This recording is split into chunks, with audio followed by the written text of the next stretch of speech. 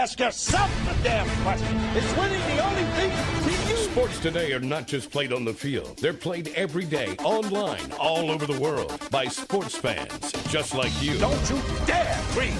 That won't get you anywhere. If you don't think you're a winner, you don't belong here. The Star Fantasy League Show puts you in control of your own team. Find out who to sit, who to start, how to play, and have your daily fantasy sports questions answered with your host, Jonathan Sprung, and co-host SFL CEO Zach Stanley and Nick Steblenko. The Star Fantasy League Show is on the air now.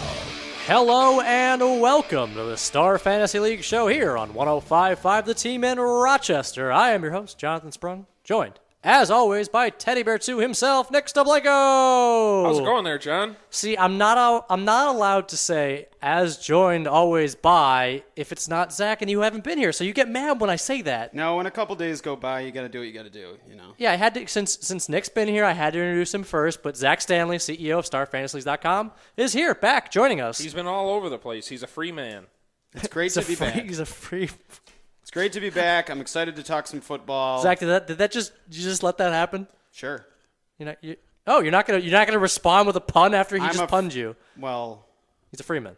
Yeah, I got that much. Okay, just making sure, because you happen to be the guy who usually gets the first take at puns. Jason was on the show a couple days in a row. Still doesn't know what a pun is. Does not know what a pun I think is. I have to go take a Jaquiz. Oh.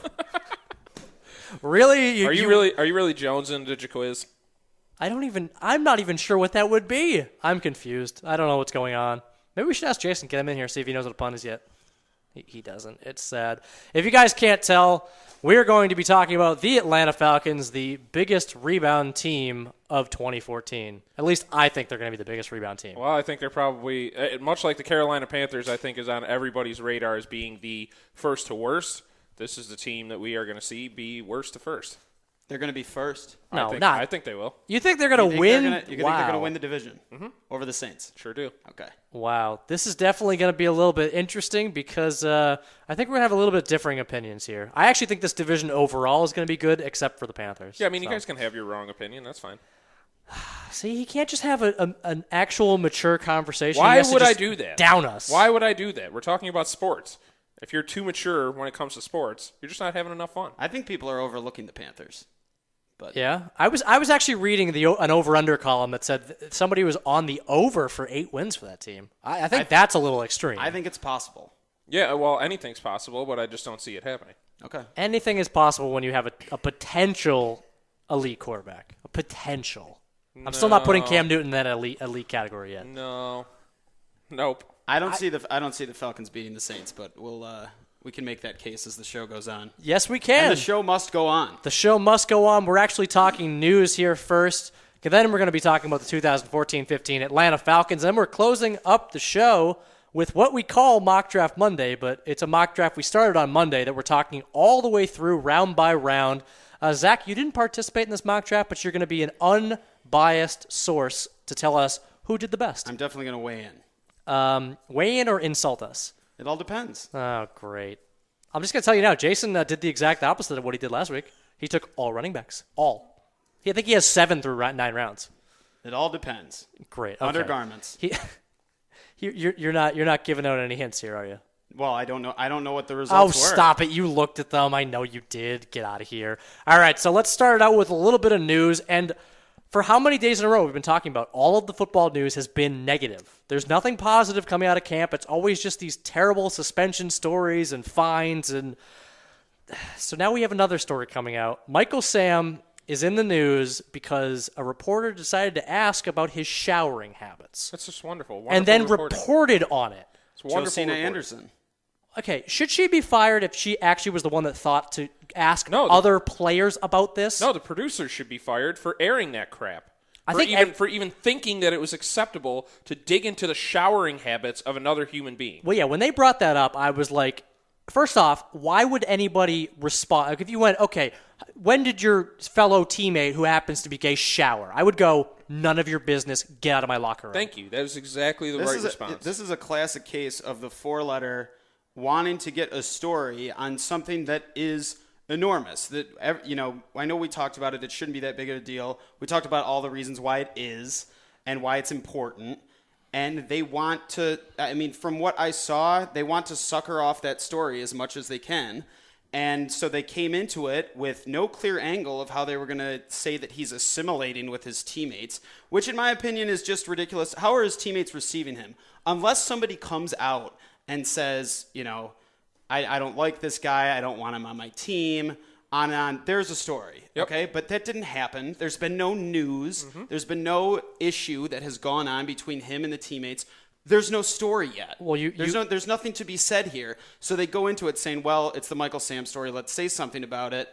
And then she comes up with that. Well, you realize when there is no news, they are the news outlet. They make the news. This was a non-story, like you said, and they had to go into it going, yeah, we need to make this a thing. If he gets cut, if he doesn't get cut, let's find an angle. And it's just, there's no point in any of this. I hate to go into this because we're a sports talk show, but this is all about money, and it really sucks because this is what happens when a news media outlet is publicly owned and traded. And that's just the way that this is with ESPN. They're owned by the Disney company. Disney is publicly traded. So ESPN has to make money every single quarter, and they manufacture news like that. I'm sorry, but it's just, to me, that is what we need to get out of the media right now, and I'll end that there because I could go on forever. It seems like this switch that ESPN has made progressively over the last few years, well, not really progressively, regressively. Yeah, exactly.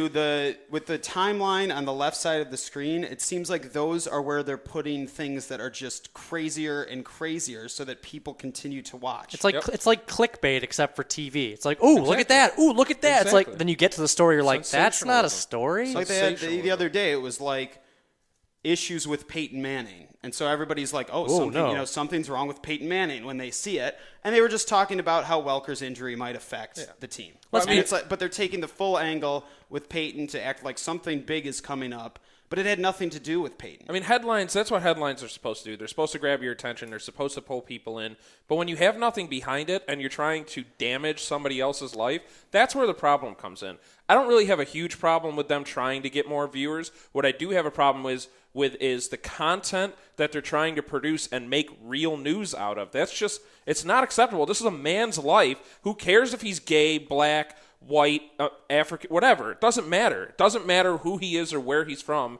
He should be able to play the game and not have to worry about what he looks like in the freaking shower, who he's showering with, what conversation they're having with each other in the shower. It's not a sports news report, and it's not a news report. It's a nothing.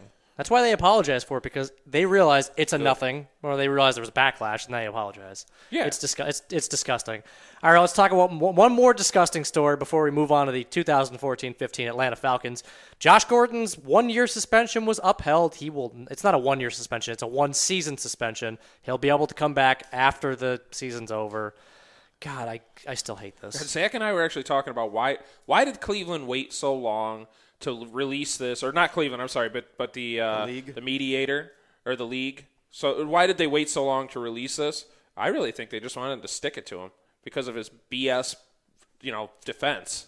I think that's odd. I mean, these guys, a lot of these guys, I mean, any sort of long-term suspension that we've seen in recent years is usually challenged. Sometimes it's brought down a little bit. I think he thought he had a chance to get it brought down, but the bottom line is that this is a standard rule that is in the book, and that's it. I mean, you can't say, okay, you tested positive for the third time. We're going to give you 8 games just because you're really good, and a lot of people feel pretty bad about it. Well, yeah, I guess you're right on that. I mean, I'm kind of surprised that the NFL didn't go the other way on that because Josh Gordon's kind of a cash cow at this point. Yeah. But, I mean, yeah, you're right. The rule is in the book. That's the way it is. Maybe there was some sort of contemplating going on. I think everybody else thought as this dragged on, as it went along, that it might get taken down a little bit because the further these things go, you think they're speculating about something. But, this is the rule, and fair is fair. Whether you agree with it or not, they know it. They know what it is. Yep. He knows what happens if he does it again, and he's going to have to go through the process to get back on the field. That's true. I'm sure we're going to have plenty of time to talk about what Josh Gordon should do off the field, how they should bring him back in Cleveland. But we have to talk about this from a fantasy perspective since this is the Start Fantasy League show. I did draft him in a Dynasty League last night. Ooh. And I'm going to hang on to him. Yeah, I'm hoping I can put him on my IR. Yeah. Yeah, probably. Well, you could. Yeah, maybe. He's not. It's non-injury IR. Depends on the site. Yeah. Yeah, that's probably true. But let's talk about fantasy. Does this hurt, help? I mean, where are we going with this? Who's on the uptick for the Cleveland Browns? Well, Miles Austin right off the bat. I mean, I don't care if he is a low production wide receiver one. He could fit in your flex spot. He really could, and you could have a number one receiver in your flex spot. He could be a 1,000-yard guy, right? He could get there. I don't know about that. Are we thinking? Okay, is Jordan Cameron now a guaranteed 1,000-yard guy? Yes. He should. I mean, I think should. He is. I think he is. Jordan beast. Cameron has the whole package. He really does. He is that good. He's the type of guy that, looking forward, could be handling double teams and still getting it done a la Tony Gonzalez. I really think that he has that potential. The only thing that makes me nervous is Norv Turner was a big factor in that, and him not being there kind of makes me nervous. I'm just curious how they're going to use the tight end. If they're smart, they will use him to the fullest extent that they can. So he should absolutely have the talent to get up to 1,000 yards. Yeah, it's clear that he's the guy. All right, Zach, you mentioned a certain name who will no longer be on the 2014-15 Atlanta Falcons, and that is Tony Gonzalez. Last year, he retired on a very, very low note. He basically came back saying he wanted to win a Super Bowl, and they won 4 games. And supposedly he's still speculating at this point that if he gets a call with 6 or 7 weeks into the season from a team that wants him, he might consider it, but he'd feel bad about doing that. I mean, you know that he's going to get plugged throughout the course of the season. If Atlanta's doing well, if they're having problems with Tololo or how Levine Tuilolo. If that's not getting it done, maybe they'll give him a call. Well, if that kid can play football or anything like he can play the ukulele, then Atlanta's got a couple of good things in store. Is this a legit thing? Yeah, Oh, yeah. It's legitimate. Hard Knocks. He was strumming. He was singing. Strumming away. He was singing away, and everybody was having a good old Masterful. time. Yeah, how much of the next upcoming segment is going to be about Hard Knocks? Are we just going to talk about Hard Knocks the whole time? Well, yeah and no, but I mean, it's really nice to have an inside look at this team. It's nice to kind of see them in action, and I mean, you can draw a few conclusions from what you see, but you got to remember that it's still a show. I It's an think entertaining show. the most exciting part of Hard Knocks right now, from everything that I've watched, is Mike Tice and Brian Cox. Yeah, they're great. They're Brian ridiculous. Cox is great. They're ridiculous. Brian Cox is hilarious. He He's says great. things I never thought I would hear out of a coach. This is my daughter. Stay away from my daughter. I'm perfectly okay with that. Fantastic. When we come back from the break, I am perfectly okay with you guys just reciting plot lines from There's Hard Knocks. There is a lot of there's valuable insight throughout. Yeah, there Hard really Knocks. is. There's a lot of good stuff you can draw from that show.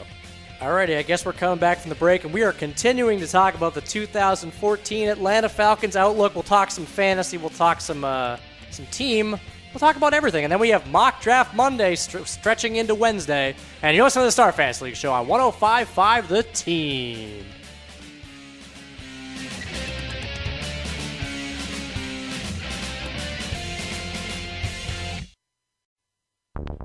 The Star Fantasy League show. Information is key to being a successful fantasy team owner, and the guys have all the updated info you need right now.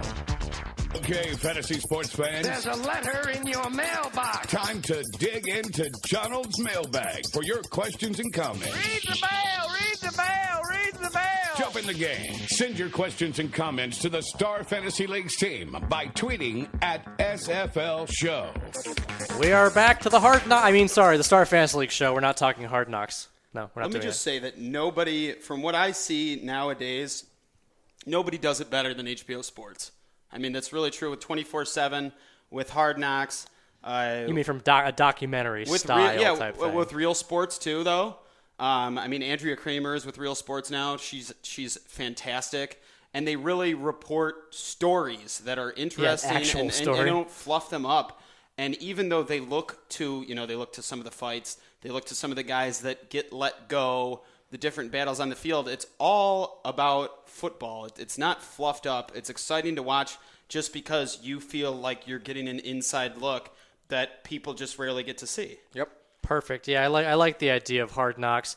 But we need to talk about a little bit of the fluff here. This team last year was a product of injury after injury after injury. Pretty much everyone on this team went down at some point, every big name except for Matt Ryan. Yeah, and it's not getting any better because, as we saw, Sam Baker is now out for the season, meaning that Jake Matthews, their rookie tackle, needs to slide over to the blind side, and that's going to be scary. And they're going to win the division. Oh, yeah, they're still going to win. But They're lined up to have one of the worst offensive lines in the league. No. I don't think so. I mean, it's okay. They went from having one of the worst last season. Matt Ryan, his career worst in sacks was 28 before last season. He got sacked 44 times. I think it could go down to 12, 11. Oh, yeah, Something like that. So the only thing they did on the offensive line is they got John Asamoah, and obviously they drafted Jake Matthews, and they got a backup Gabe Carimi in there. Who's been a huge bust. But, I was say, okay. yeah, that's what I'm saying. They got a backup, and he's not going to play. Yeah, well, I remember when Chicago drafted him, I was actually really nervous about that, and then he turned out to be a huge flop. Yeah, so they did improve a little bit upon the line, but you said Sam Baker's out, so are we back to square one what they were last year? I just really want to hear your argument for why this is going to be the case, besides a healthy Roddy White and Julio Jones. Well, that's a big part of Okay. it. That's a huge part of Yeah, it. hold on. Can we just say this? Not only a healthy Julio Jones. Last year, before he went down, 41 catches for 580 yards. Roddy White almost had that in 13 games. Julio Jones played 5. He was on pace to get 1,800 yards. Okay, and Roddy White was also injured for most of the season. No, last I understand. season He was a decoy for about 8 games of the year. Yeah, he at was. least. Yeah, he was. He was, and that was while Julio was still playing. He was just out there. Yeah, why was he even there? I don't know, but that's not going to be the same this year. No. No, it's not. It's not. They're going to have a potent offense. I'm liking Devontae Freeman to emerge as the guy here. Yeah, well, I think a lot of people do. I agree with you, but for some reason, he's still 4th on the depth chart. Yeah, can somebody explain to me how Devonta Freeman is getting this much draft buzz while a guy like Jacquizz Rodgers is getting nothing, who caught, 54 balls last year? Yeah, I think it's just because Freeman has the opportunity or has the skills to do it all. Jacquizz Rodgers is strictly a passing down back. Yeah, but I mean, he can when you still hand the get ball in off there. to him, he gets up to the line And falls shuffles down. and shakes, and then he's got nothing. So he's basically like a worse Chris Johnson is what you're saying. That's what well- Chris Johnson does. Well, Chris Johnson actually did okay last year, though. So Fine. I don't really know. Whatever. I don't really know if I agree with this, to be honest. what? These aren't the final depth charts. We don't know what's going to No, go I know, on but here. he's still if you look 4th. but there's still discussion about Charlie Sims being the guy that's going to back up Doug Martin eventually. That could happen, and he's 5th on this Roto World depth chart. That Yeah, we're but he's looking at. injured. Okay, He's injured. That's Fine. why he's down that far. fine. Yeah, but no, let's be Devontae honest. Okay. Freeman has been in every Hold single on. practice, in every single We game. don't- Devontae Yeah. Freeman's getting a lot of looks. Sure, but he's doing it as 4th on the depth chart. Yeah, don't so he's take coming in late in the don't second take half. the depth charts as just like absolute truth, because some teams actually do update them quite a bit. Some teams don't do any, like the Patriots. They don't touch these things. They don't care. They'll give you the depth chart as soon as they play people in the regular season. I'm just saying, from what I've seen from him, I would be very excited if I was a fan of the Falcons. Yeah, me too. What we've been able to witness. I agree. Steven Jackson back at practice. I hope that he's able to put in a healthy year. If they have all these guys clicking, that's great. But you still need the offensive line to make these guys look good. Otherwise, they're not effective. All right, we need to talk about the biggest offseason question for these Falcons. How will the Falcons respond after a surprisingly disappointing 2013 season? They were really bad. They started off 2-9. They were basically done by week 6. They did not look like a team that even really. They were 1-5 after 6 weeks, something like that. Yeah, they were done. I mean, there were so many injuries. They lost all of their weapons, which, when we're going through the discussion, not just from a fantasy perspective, when we're talking about this team, these are the guys that you're talking about. And Matt Ryan had nobody to throw to last year. And he couldn't stay upright to save his life. Harry Douglas is a 3rd or 4th option at best. So that's He's a 3rd now. I know he is, but you would have looked at Tony Gonzalez as being in that top absolutely. 3. So now he's the 3rd guy you would think for receptions throughout the season. Having Julio and Roddy back is enormous. I don't know. I mean, just going forward, you need those guys to be successful. You have to, and every team has those players where if you lose 1 or 2 of them, you're toast. So that's what it is, and that's what happened last year, and that's the reason that we're all thinking that this team is definitely going to be above 500. I don't agree with Nick that they'll win the division, but I think they're going to be good. Okay. All right, we're talking a lot about the offensive side of the ball. Obviously, they have the weapons there. On defense last year, I can't say how bad they were. They were really, really bad. 27th overall, 21st passing, 31st rushing. They needed to shore up that front 7, and I think they did a little bit there, but how much? Well, they got Rashid Hagman in the draft. Yeah. So, I mean, I think that's going to be a big one. He's somebody that they've been focusing on a lot during Hard Knocks, and you see that he's the type of rookie that actually does listen. He has his struggles just like everybody does, but you can see that he's very receptive to the teachings of Brian Cox, which he should be, because Brian Cox was One of the best, really good linebacker. So, I mean, that's one thing. They also get back, I'm forgetting his name, defensive end. God, you know who I'm talking about. Yeah, I can't get it off the top of my head. The guy who's got the wife on TV. Yeah, exactly. Wow. The heck is his name? Do you have the defense in there? All right, I'm going to have to pull it up. All right, we're gonna anyways, that's another unit that suffered a lot of injuries. You know, that's a very important part of this as well. I think getting Julio Jones back is really underrated because he is easily in the top 5 for me as far as receivers go. So I think having him back is going to give Matt Ryan another weapon. Croy Bierman. That's what I was talking about. Croy Bierman. Look at that. He's good. Yeah. I don't know how you look at that as underrated though. I mean, No. I'm saying people are underestimating his return, like the impact that he's going to have on this offense, because I think that he is a top 5 receiver in the NFL, and I think that having him back is going to open up the offense a little bit more. Yeah, I think one injury has left this guy. I know we'll talk about this more going forward here, but has left this guy a little bit down in terms of the draft picks right now in fantasy. Yeah. And I think that's a little bit ridiculous. I don't think there's any reason to expect him not to be healthy. Yep. But I think he's bounced up a lot in drafts lately is Roddy White. Mm-hmm. But initially people were just like, whatever. I mean, this guy is still very, very good. Could he be regressing slightly? Yes, but there's no sign of injury issues right now, and he's looked ridiculous in practice. Yep. He looks like he is back. Looks vintage. Yeah. Vintage Roddy. Vintage Roddy White. And at the end of last season, he poured it on. Yeah, and he's a guy with the type of work ethic that can totally maintain for a couple extra years, similar to Reggie Wayne. Yep. That makes sense. All right, my second biggest question for the Atlanta Falcons, can Matt Ryan be a top 10 quarterback without his steady tight end target? We mentioned Tony Gonzalez retired. Who is the third option now on this team? I'm assuming we're not talking about Toei Lolo for doing anything. Is Harry Douglas going to have to step up and do something similar to what he did? I know last year didn't really count because he was the only option. He had a monster season, but again, that's with an injured Roddy White, no Julio Jones for the most year. He had a crazy monster year. I think people underestimate Harry Douglas. I really do. I mean, I think that he's always stepped up whenever he's been called upon. He does not have the size and the speed that Julio Jones and Roddy White do. Those guys are just they fit. They're just perfect wide receiver prototypes. Harry Douglas comes in and he does his job. He doesn't whine about it. He doesn't cry for more catches. He's a lunch pail guy. Punches his ticket and he's good to go. He's a good factor in the offense. He's a guy that they will look at as the third guy this year. It doesn't mean anything from a fantasy perspective. Yeah, I mean, he might be the kind of guy that you have to scoop up if one of those top 2 receivers go down, but I wouldn't draft him, no. No, I wouldn't either, but I think that, in terms of the overall layout of the offense and the guys that they're looking at, they have a great third guy that they can look at. Yeah, absolutely. For sure. He's reliable. He could do a lot worse. He's consistent. I mean, even if you look at his numbers, the 2 years before he had this blow-up year thanks to the injuries, he's consistent throughout. He's always there, and he's always performing fine. So he certainly isn't a guy that you're like, well, we've got to cover Julio, we've got to cover Roddy, and then we can kind of overlook Harry Douglas. That's not the case. Yeah. Yeah, no, especially with everybody healthy. He's still going to be there. Oh, he did. He showed that he can catch 80 balls and get 1,000 yards. So he's a big play threat from time to time, too. That's true. All right, let's move on to fantasy prospects for this team. ADP, average draft position. We go based off 12-team PPR, that's the standard now, right? Everyone's moving to PPR. Yep. Should be. If you're not, you're not doing it right. Stop living in the past. Yeah, stop living in the past. Move to the future. Play on StarFantasyLeagues.com. We got season long. PPR. Hey, look at that. All day long. Perfect. All right, the number one guy I want to talk about is obviously Julio Jones. He is going wide receiver 6, 14th overall? Really? So who are the top 5 in front of him? The top 5 in front of him. Of course, you do this as I'm not on the page. Sorry. The top 5 in front of him would Calvin Johnson, Demaryius Thomas, Dez Bryant, A.J. Green, and Brandon Marshall.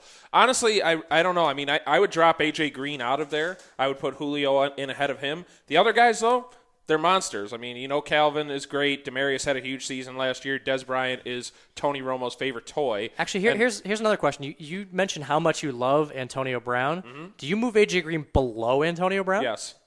Okay, well, so I have. And that's what I'm saying. You personally. I can understand why people wouldn't do that because A.J. Green is still Andy Dalton's number 1 target. He can go up against almost anybody not named Joe Hayden and produce.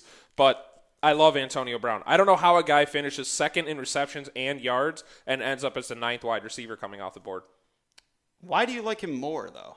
More than A.J. Green? Yeah, I mean they're both teams that are in situations where they don't have a lot of other options on the field from a passing game. Mm-hmm. So A.J. Green, taller, maybe more physical. Okay. Antonio Brown produced a heck of a lot more last Well, year. do you think it has to do with Ben Roethlisberger? Yes, I do. Okay. I love my big boy Ben. I was going to say, when Ben Roethlisberger is running around not getting sacked like Andy Dalton tends to run around and look like a chicken with his head cut off, he makes plays that another quarterback can't make. And who's the guy that he goes to? It's Antonio Brown. I think it's close. I really do. Oh, sure. I think it's close. I think Green, Marshall, Julio, and Brown could all be very, very close as those kind of second tier out of the number one guys. Actually, along with Jordy Nelson too. Yeah. Well, I love Jordy. Love Jordy. Jordy's the man. Of course you love Jordy. What a surprise you're talking about Packer during an Atlanta Falcons segment. You're going to talk about it every time. Yeah, well, we got to play him this year. All right, coming after the break, we're talking about fantasy implications for the rest of the Atlanta Falcons offense, and we're going to continue Mock Draft Monday. We know it's Wednesday, but we're still doing it, and you're listening to the Star Fantasy League show on 105.5 The Team.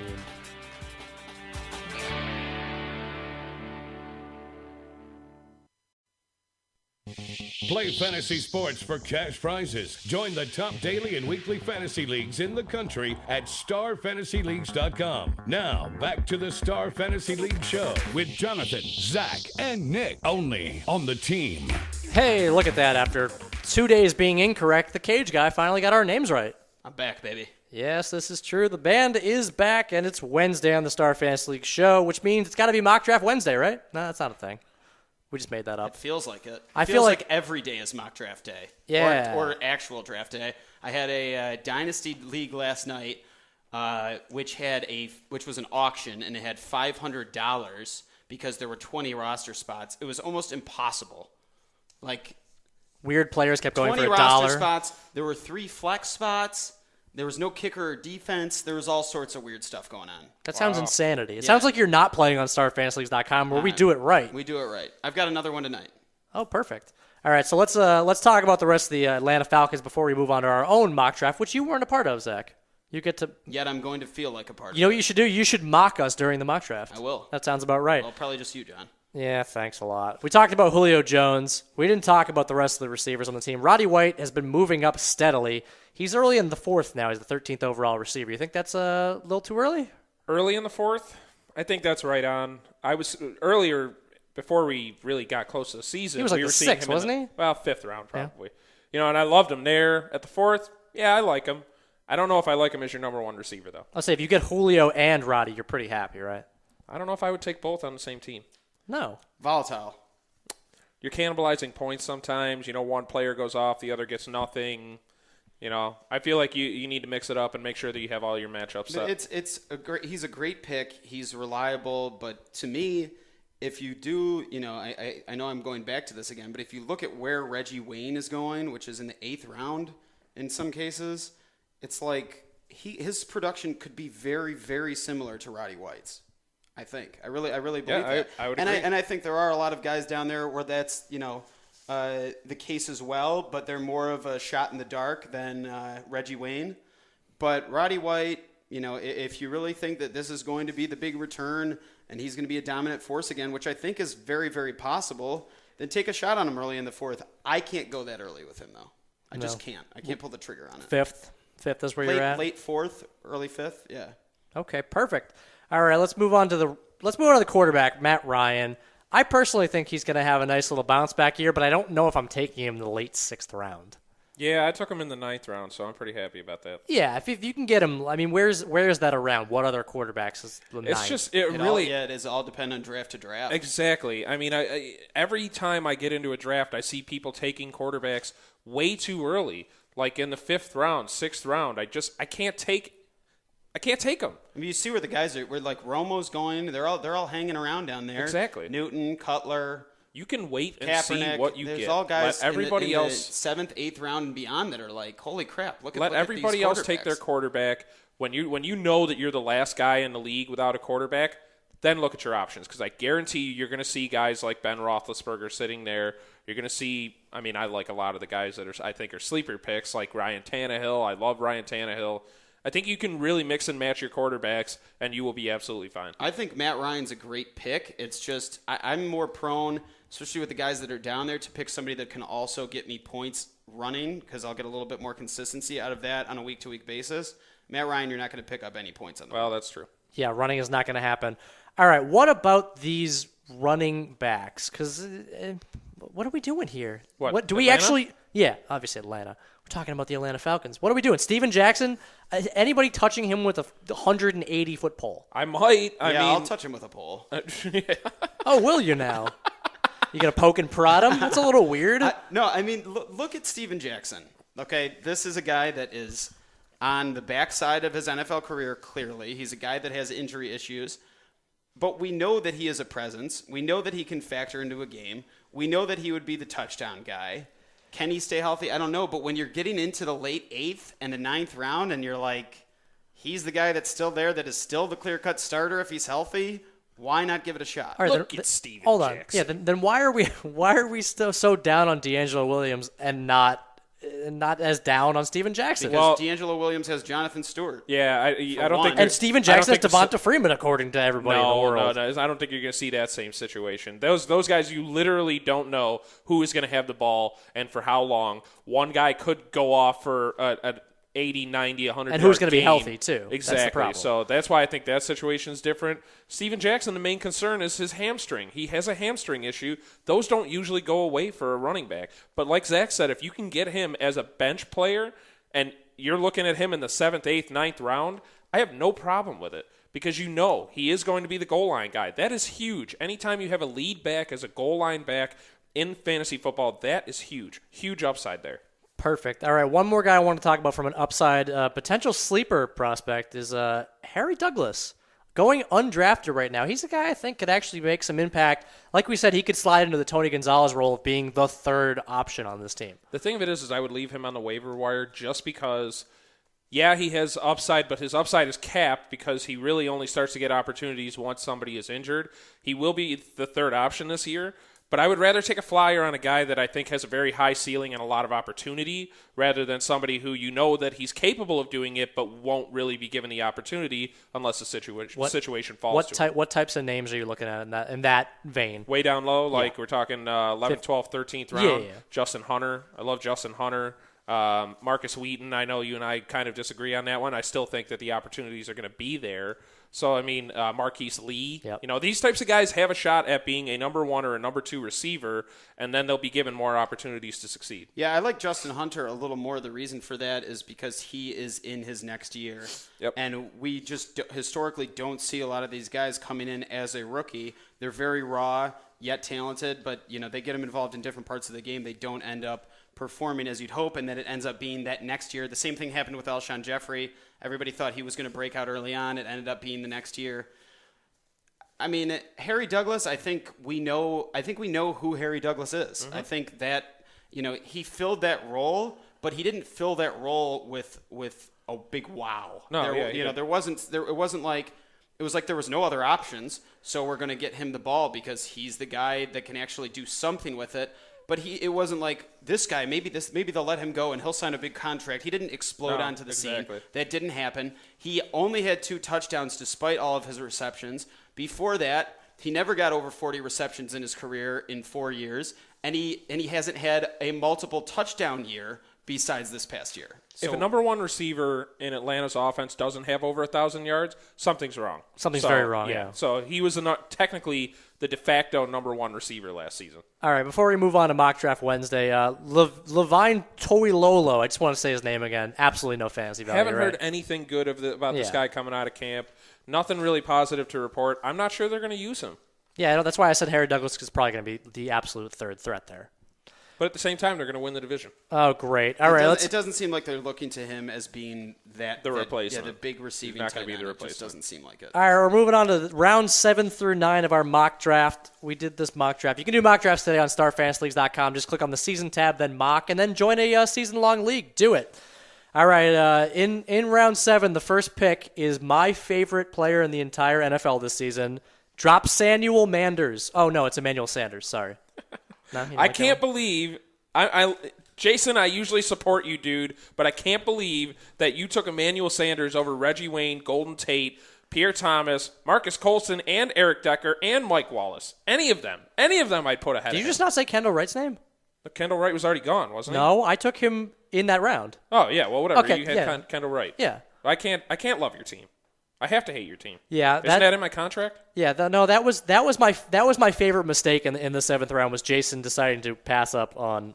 Although I'm assuming this has to do with the Welker injury, right? You kind of elevate Sanders. That's fine. That's fine. I think that he ahead of Welker too. Like, come on. No, I mean I'm saying I understand that perspective, but he's not out. He hasn't been declared out. We don't. Maybe he'll miss a few games. I don't know. But no, I mean, look at these guys that are so reliable. I mean, Reggie Wayne all day long. I can't believe, honestly, I can't believe the whole Kendall Wright thing. I think we both love Kendall Wright, yeah. And I think he has a lot of upside. I mean, even if his receptions go down a little bit, his touchdowns can easily go up. And I don't have a problem with these guys around him, but Emmanuel Sanders, there's nothing that I have seen so far to say that Peyton Manning is ready to put the ball in his hands frequently. Yeah. So why would I take him over all these guys that have the resumes? Yeah, rounds 7, 8, and 9 were pretty much we all just took wide receivers except for a few spots here and there. You went with Mike Wallace.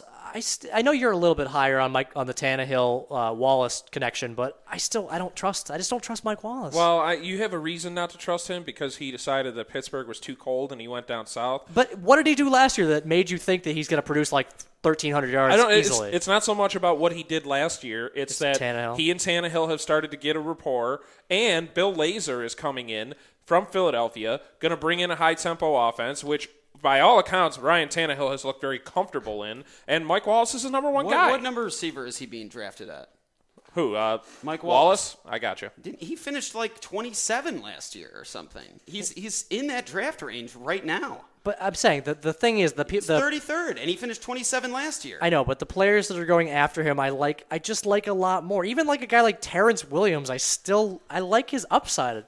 Okay, I really do. But Mike Wallace is your number one option. Okay. Number one option. Why do we keep overlooking Brian Hartline? Why? Well, I don't look because he's the number 2 option. I know, but nobody drafts this guy. I've seen him go undrafted in several drafts. I would make an argument that you take a late round pick on him. You can't call it a flyer. No, he's not a flyer. You kind of know what he is. But he's that type of guy that you keep on your bench and you just put him in there when you got an off week, a bye week, or something like that. If it's a PPR league, you're probably going to be looking at 9 or 10 points from him. Yeah, he's a beast. It's pretty solid plug. I've had him the last 2 years in almost every. He's a nice Band-Aid to have in there. Yeah, it's whether or not you feel that you need to have that Band-Aid or you'd rather take somebody with more upside. Yeah, let's talk quickly. We have another minute here. What are you looking for in rounds 7, 8, and 9? Are you looking for starters? Are you looking for guys that have upside on the bench that you could put in? Or are you just looking for like bye-week replacements? What are you really looking for? There's 2 ways that I like to look at this. If you're in the early picks and you picked one of those top running backs, you need to make sure that you have his backup. So you want to kind of look at where the draft is at this point.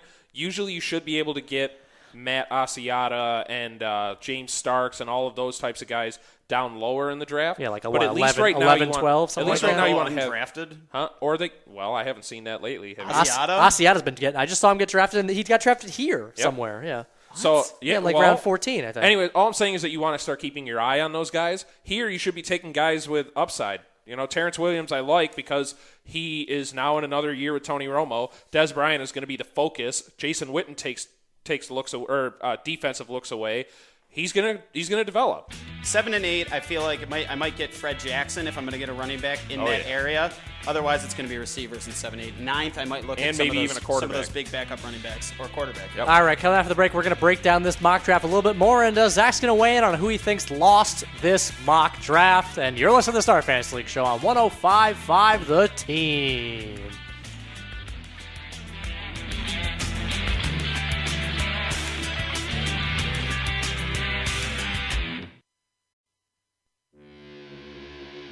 You're listening to the Star Fantasy League Show. Contact the StarFantasyLeagues.com guys via Twitter at SFL Show. We are back on Mock Draft Wednesday. That's not going to stick. That's a horrible name for this segment. We should probably figure. Oh wait, it's next season. Next week's the actual start of the season, so I'm not gonna figure out a new name. Didn't we come up with Whimsical Wednesday? No, we did not. We did came not up with stick with singing. that? We came up with singing Wednesday. Actually, that was a thing. Well, this is the most important week of the fantasy football season. You know what the best part about next week? You will no. This is mean. I was gonna say the best part of next week is that you won't be here. Ha ha ha. No, but it's Tiki Barber. Hilarious. Tiki Barber's actually gonna be on the show on Wednesday, joining us for a segment talking about not the Giants, because we're not gonna ask him Giants-related questions. Just anything but the Giants. We should only ask him questions about anything not related to the You Giants. should ask him about the Super Bowl that he Wasn't part of. That's not nice. Why? He's a member. I'm sorry, Tiki. I have respect for you, bro, but You missed out. I'm sorry. I'm a Packers fan through and through. It's the way it goes. God, wow. You're a Giant. I am glad you're not going to be on this show because Zach and I can respectfully talk to a future Hall of Famer, maybe? Oh, yeah? No, probably not. Future Hall of Famer. I don't know. I was giving him some credit. I don't think so. No, yeah, probably not. Sorry to say. No. I'm not. I was trying to be nice. Future broadcast Hall of Famer. Yeah, no. I don't want to be mean or anything, but I think we do a pretty So good you're job bashing here. him and you're going to have him on the show. What are you doing? What are you doing to yourself? I'm going to ask him if he went to Syracuse. That's what I'm going to ask him. Excuse me, did you go to the broadcasting school? I did. Yes. All right, we got to talk about this mock draft because Zach, I need to know what you think through 9 rounds. Man, we had a lot of interesting debates the past couple days. Do you think that Emmanuel Sanders to Jason, the 7th round pick 1, when there were so many other receivers on the board, is the worst pick of the draft so far? And don't you dare say Cam Newton in the 5th. I will punch you. Well, Cam Newton in the 5th is pretty bad. Yes. Well, why don't you analyze his Nick Foles pick Okay, in the 5th? I said I was working at the time of this I draft. wouldn't pick Nick Foles in the 5th either. Yeah, I know. I hated the pick when I made it. The worst pick that I see on here is not Emmanuel Sanders. The worst pick that I see is Riley Cooper, who I don't like at all. That you picked him, by the way, John. Just to make sure that you know. Where do you see Riley Cooper getting He's in picked? the 9th round, Is he really? which I find. Oh yeah, he is in the 9th which I round. find absolutely intolerable. All right, then who are you picking instead of him? Because every single receiver behind I hate more than him. Really? Justin Hunter. Where do you see Justin Hunter going in that round? Well, Nick got him after that. Oh yeah, no, I actually had him in my queue because I made the little doon noise. Well, you can have him in your queue all you want, but I got him on my team. yeah, Welcome to the team. I wanted him 4 picks behind that. I thought I could get him around the bend there. Yeah, I mean there weren't that many receivers after that. I just wouldn't have been able to pull the trigger on that. I probably would have gone with Devontae Freeman or somebody like that. And if you didn't see a receiver you liked, I probably would have picked one of those backup running backs like Jeremy Hill, who I ended one up of those getting in the backup 10th running round. backs with a lot of promise. Yeah. The Emmanuel Sanders pick I just don't like, but there is still some upside there. I think he could emerge. I personally think Riley Cooper's going to have a bigger impact on this team only because Jeremy Maclin, I don't trust him staying healthy. I just don't.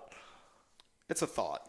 Okay, great. Thank you. How are you downplaying this that Riley Cooper's going to be the number 1 on the team? I mean, I do like where you got Darren Sproles, although I'm not very high on him.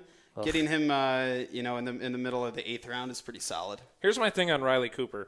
No matter if he's given all the opportunity in the world or not, he doesn't have the skills to put up big numbers. So your output is capped. Fine. Very low ceiling. Whatever. You guys are just going to insult me all day long. We're going to continue to talk about this mock draft on tomorrow's show, on Friday's show. We'll figure it out.